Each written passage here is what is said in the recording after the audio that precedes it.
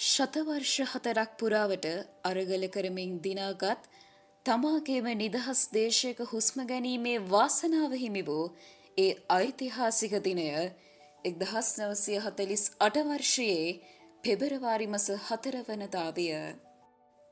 1505 වර්ෂයේ පටන් අඛණ්ඩව පෘතුගීසි, ලන්දේසි, ඉංග්‍රීසි ආදී අධිරාජ්‍යවාදීන්ගේ අඳුරු සෙවණැලි මැද්දේ ශතවර්ෂ ගණනාවක් තිස්සේ ගොඩනගාගත් ලාංකික ප්‍රෞಢ අභිමානය, ස්වයංපෝෂිත ආර්ථිකය, සාරධර්මයෙන් සුපෝෂිත බෞද්ධ ශිෂ්ටාචාරය නටබුන් බවට පත් කරමින් ස්වභාවික සම්පත් හා මිනිස් ශ්‍රමය සූරා කන්නට විය.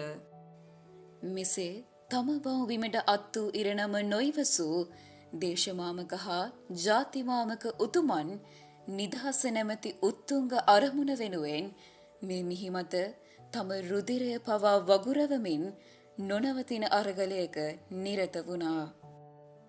සටන්බිම් රක්ත පැහැයෙන් නැහැවෙනතුරු තම ජීවිතය පවා පරතුවට තබා මව්බිමේ ආරක්ෂාව වෙනුවෙන් නොබියව සිටගත් රණවිරුවන්ගේ අසීමිත කැපකිරීම ඉතිහාසයේ රන් අකුරින් සටහන් වුණා.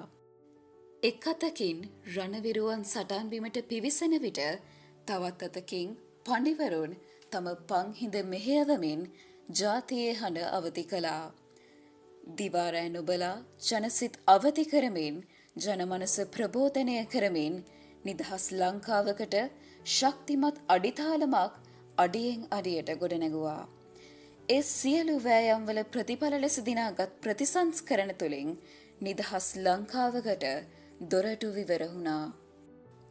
සියවස් ගණනාවක ලක්ෂ සංඛ්‍යාත ජනයාගේ අඛණ්ඩ ප්‍රයත්නය සහ බලාපොරොත්තුව මල්පල ගන්වමින් 1948 වර්ෂයේ පෙබරවාරි මස 4 වනදා ලංකාවට සාමයේ අරුණලු උදා විය.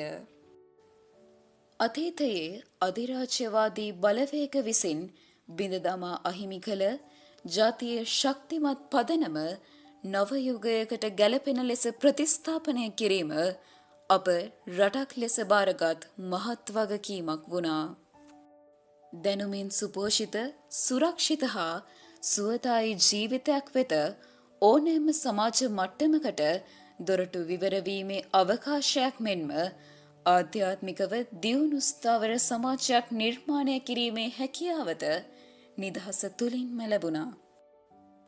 එදා පටන් දශක 8කට ආසන්න කාලයක් පුරාවට ලෝකයා ඉදිරියේ ස්වාධීනව තම අනන්‍යතාවන් රැකගනිමින් පැමිණි සුවිසල් ගමන් මගේ 78 වසරක අභිමානය අද දින මෙසේ සමරන වගයි.